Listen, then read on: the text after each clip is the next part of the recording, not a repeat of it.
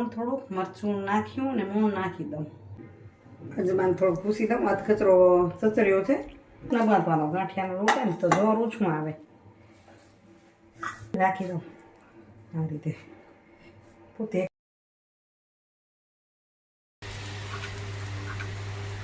જો ઉપર આવી જાય ને એટલે એને પાછા પલટાવી લેવી.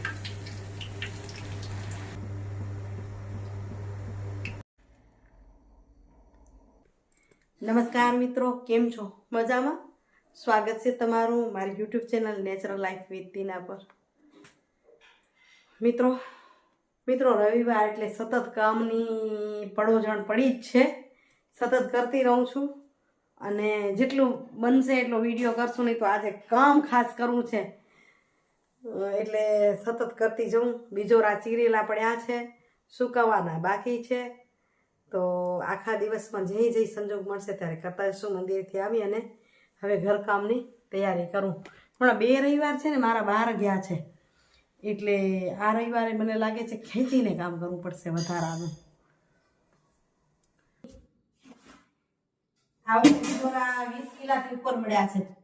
આ 2 દિવસ પહેલા ચીર્યા, પછી સુકાવ્યા, હલાવ્યા અને અહીંયા સુકાવા જેવા થઈ ગયા છે. જો લીલી કે ચીરી નથી. તો મિત્રો 6:15 થઈ ગયા કામ કરતા. એટલે વચ્ચે એક વિડીયો કર્યો છે, તમને પાછળ આપીશ, કારણ કે બીજોરાનું અથાણું સુકાવ્યું છે. હવે તમને હમણાં બતાવું ને પછી બતાવું તો મેળ નહીં આવે. બીજોરા ઢગલા બંધ અથાણું કર્યું છે. જરાક આપી ઝલક. લસણ ફોલી રાખ્યું છે ચટણી બનાવવા માટે. ચટણીની રેસીપી આપવા જેવી છે નહીં, ઘડી જોઈને થાકી જશો.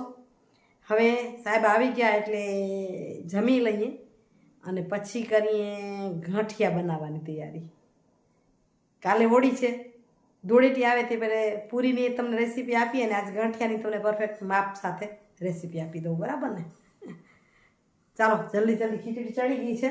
ભગવાનના દીવોબત્તી થઈ જાય એટલે બનાવી ગાંઠિયા. જમવાનું થઈ ગયું તૈયાર, જમી લઈ. અહીંયા હજી કાંઈક બાકી છે એટલે બને છે. આ તો શું બનાવે છે વળી આજે?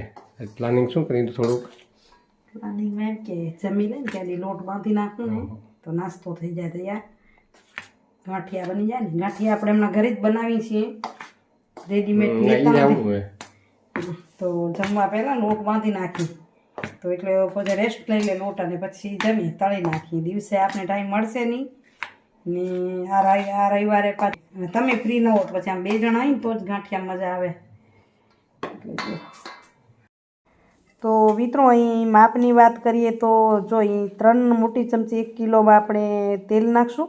અને મરચું મેં બતાવ્યું નહીં પણ અહીં તીખું મરચું 20 ગ્રામ નાખ્યું છે, અજમો 10 ગ્રામ અને સેંધા નમક વાપર્યું છે. તો સેંધા નમક છે ને એમાં 35 ગ્રામ નાખ્યું છે. તમારે ખાતા હો તો એ નમક કેવું છે એના પ્રમાણે નાખવાનું. અહીં મેં પાણીમાં ઓગાળ્યું છે પણ પાણી ઓછું જો પડશે તો થોડુંક નમક નાખી દેવું પડશે. તો અહીં આપણે અજમાને આમ ભૂંસી અને નાખી દઈશું. અધકચરો મેં ચચર્યો હતો. હવે મિક્સ કરી પાણી નાખી અને લોટ બાંધતા જશું. થોડું પાણી નાખતા જશું. અને લોટને ને એકદમ કડક નથી બાંધવાનો, થોડોક લૂઝ હોય ને તો આપણે કાઢવામાં સારો રહે અને વ્યવસ્થિત ગાંઠિયા નીકળતા આવે. જો લોટ સરખો થઈ જવા આવ્યો એટલે ભેગો કરીને રાખી દઉં આ રીતે. પોતે એક રસ થઈ જશે. ચીકણો કેટલો હોય બેસન આમ સાફ કરવું પડશે. આપણે લોટ બાંધ્યો તો તેને અડધો કલાક જેવું થઈ ગયું છે ને ભરતા જઈએ. આ સંચારની અંદર આપણે તેલ લગાવી દીધું છે. પ્રેમથી ભરાય એટલો જ ભરવાનો. આથી ભરી પેક કરીને સાફ થઈ જાય એટલે હાથે ચોખ્ખો થઈ જાય. આ બાજુ આપણું તેલ થઈ ગયું હશે ગરમ.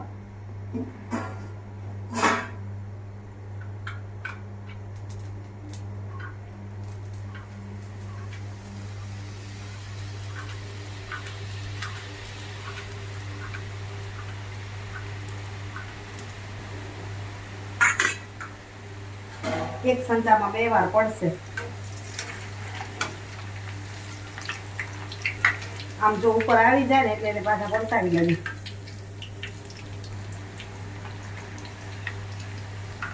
આમ બળબડિયા ઓછા થઈ જાય ને ત્યારે માનવાનું કે હવે પાકી ગયા છે. જ્યાં સુધી કાચા છે ત્યાં સુધી અંદર એકદમ ફીણ ફીણ થશે, વળવળિયા થશે.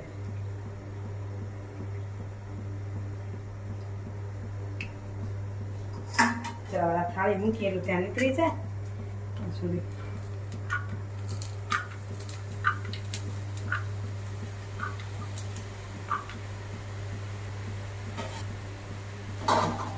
તો આ રીતે બધા તળી લઈએ, થશે એટલે એકદમ કડક થતા હશે.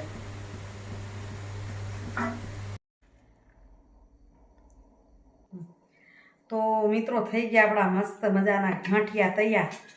જુઓ 2 ડબ્બા ભરાયા, પોચા પોચા કર્યા તે કટકા ન કરી નાખીએ એમ આખે આખા રે. એટલા જોરદાર થયા છે ખરેખર. મને હવે આનંદ થાય છે ને હું આજ હવે ઘરે બનાવું. ક્યાં કે આપણું જાણીતું તેલ હોય સનફ્લાવર વાપરી કે જે આપણે ઘરમાં ખાતા હોય વાપરી એ જ નાખીએ ને. જોવા કેવો અવાજ કરે એમ સરસ મસ્ત. તો તમે પણ બનાવજો આ રીતે. વસ્તુ કેટલી પડે આમાં? તેલ તળવા માટે થોડુંક નાખી છે મૂણમાં, બાકી મીઠું ને મરચું ને ચણાનો લોટ. ચોથી વસ્તુ એ નથી જોઈતી આમાં. ને કેટલા સરસ બને છે. મહેનત પડે પણ સારું એ બને ને સસ્તું એ પડે. મને કરતા કરતાં 1.25 કલાકથી ઓછું ટાઈમ લાગ્યો છે. અને આ 1 કિલોથી પણ આપણે વધુ બનાવે છે. 1 કિલોનો ઉપર લગભગ 300 ગ્રામ જેટલો લોટ બીજો હતો એ નાખ્યો. 1 કિલોનું પેકેટ નાખ્યો ગાયસા, અને બીજો જૂનો હતો 300 ગ્રામ એટલો એ નાખ્યો. પણ 2 ડબ્બા ભરાયા. તો તમે કરતા હો તો મને કહેજો કઈ રીતે બનાવો છો, કમેન્ટ જરૂરથી કહેજો. આજનો વિડીયો કેવો લાગ્યો એ પણ કમેન્ટ કરીને જરૂરથી કહેજો ને. હવે આપણે આપણો સુવિચાર લઈ લઈએ. કાંઈ કે રેસીપી ગમે એ બનાવી, પણ સુવિચાર ક્યારે આપણે નહીં ભૂલીએ, આપણો એ નિયમ થઈ ગયો છે. આજના સુવિચારની વાત કરું તો એમ છે કે જીવનમાં સારો સ્વભાવ અને સારું હૃદય બંને જરૂરી છે.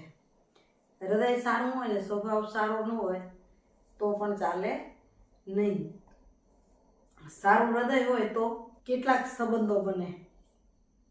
તમે જેને નથી ઓળખતા એનાથી પણ તમારા સંબંધો બને. કારણ કે હૃદય સારું છે એનો મતલબ તમારી બોલવાની ભાષા સારી છે, દરેક પ્રકારનું વર્તન તમારું સારું છે એની સામે.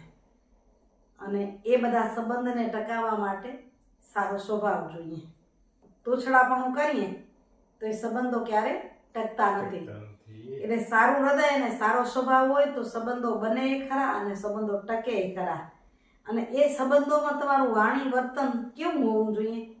તો એના પર એક કહું તો એમ કહી શકાય વિશેષ કે પગમાં કાંટો લાગે ને કે ગમે તે લાગી જાય તો એની રૂંજ જલ્દી આવી જાય છે.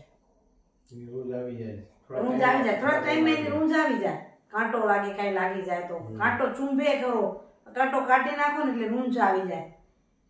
પણ જેને શબ્દોના કાંટા લાગ્યા હોય ને, શબ્દોના કાંટા લાગે અને દિલ સુધી પહોંચી જાય શબ્દોના કાંટા, એની રૂંજ આવતા વર્ષો લાગી જાય.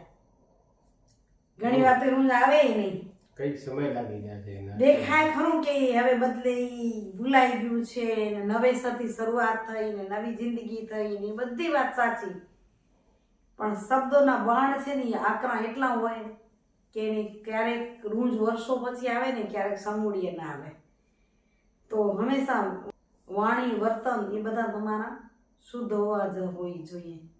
તો તમે એકબીજા પ્રત્યે લાગણીથી પ્રેમથી જીવી શકો.